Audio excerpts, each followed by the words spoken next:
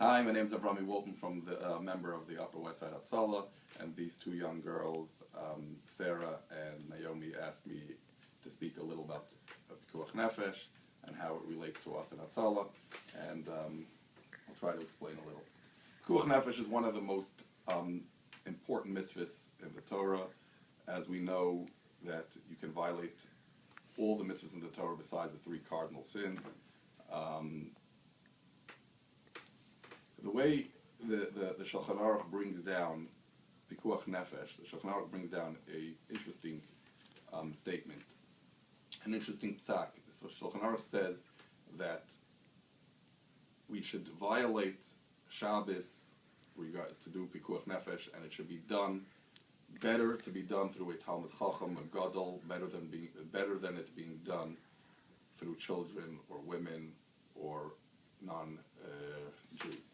And the reason why the Shulchan Aruch says that is because in the Jewish law, the sanctity of life, the chashivas, how to show how important life is in such a high regard, we feel that a Talmud Chacham would understand that mitzvah on a much higher level. So if you have two EMTs or two paramedics, and one of them is a Talmud Chacham and one is not, and they're both on the same level of medical certification, of course it is better to be treated by the Talmud Chacham. Okay, it is well known that Reb Chaim Brisker was once paskening a shaila regarding Pickuach Nefesh on Shabbos, and he was very, very lenient. And people asked him, Reb Chaim Brisker is known as to be one of the most stringent poskim around. Why are you so lenient when it comes to this? So he said, I am not being lenient in Hilchos Shabbos, I'm actually being stringent in Pickuach Nefesh. So that's the way, the concept that is taught upon us, and we always have to know.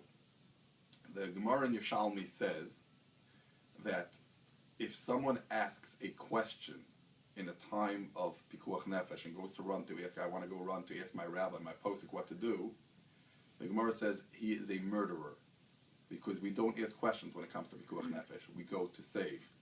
And the Gemara, the Yerushalmi continues over there that the rabbi that was asked the question was asked to, he is not, we don't hold of him in high regard as well, because he has to instruct the congregation, instruct the people that they should not be asking such questions in such time. And that's the way us Hatzalah members work. A call comes out, it makes no difference what, when, where, and who. We answer. It makes us Hatzalah members, it makes no difference where we are, when we are, if it's Shabbos, if it's Yom Tiv, if it's Kol Nidre, if it's Ne'ilah. At the highest point, you're davening Ne'ilah, the two beeps on the radio come in and there's a call in your area. We drop everything, get into a car on Shabbos, on Yom Kippur, and drive to that call. And that's the way it was taught to us.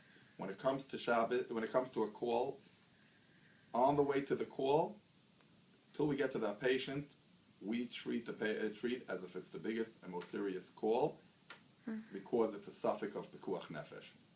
Even if the call comes over as a broken hand, we do not take a gamble until we get to that call, just in case. That's the way it works, suffix Pickuach Nefesh.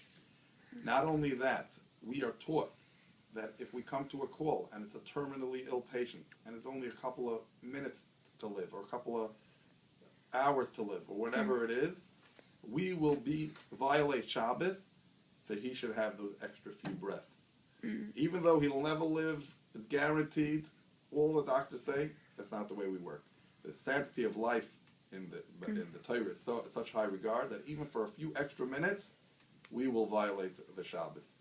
And actually, I'm going to say this, it's not violating. We are actually respecting the Shabbos by doing it, because the mitzvah of Pickuach Nefesh is so high, it's not really called violating Shabbos. I'll even tell you, I once went to a call, it was when I was in the Catskills many years ago, and on the way to the hospital, we were driving to the hospital, and it was a Chassidish member next to me, and he was singing to himself Shabbos songs. And it was on Shabbos afternoon. And I said, you sing Shabbos songs while you're driving? He says, yes, I'm doing, this is the way, by me, this is the way I am being Shomer Shabbos, by doing this mitzvah.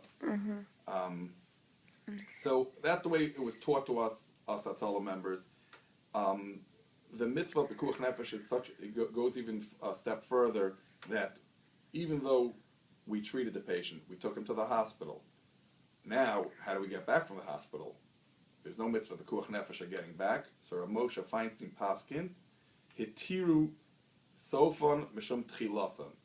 We matter the end because of the beginning. Meaning that Rav Moshe Feinstein felt that if an EMT would even hesitate for 1 minute, should I take the call? How am I going to get back? That might be a suffix of Pickuach Nefesh. He didn't want that. And because of that, he said, we are matter the end, meaning the returning back from a call. So we can get in a car, return back from a call. Of course, when we're returning from the call, we will open with a shinoi, we will open the doors with indirectly, and go through that whole guidebook that Hatzalah always prepares for us, how to go back from a call. But we will have the right to go back from a call, to be able to return back to our families. So when the call comes out, we have no doubts. We will answer on the first ring, so we should be there in time. I remember this happened to me a couple of years ago.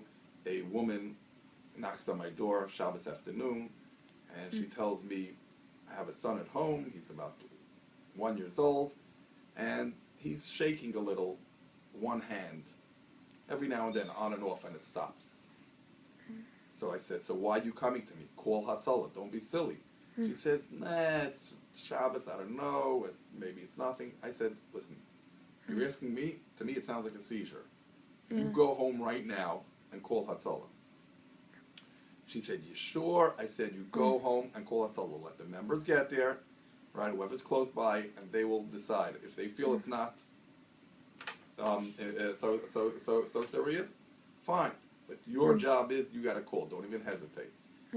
So she was hesitant. She said she will do it. I called Hatzalah myself, gave them her address. Her husband was home, of course, with the child. The members came in. Right away, they saw that the child was having seizures. Okay, and that's why the hand was moving over. Well, the hand was kept on shaking. They got to the hospital. They did a CAT scan. The boy had a bleed in his brain, and that's why he was seizing.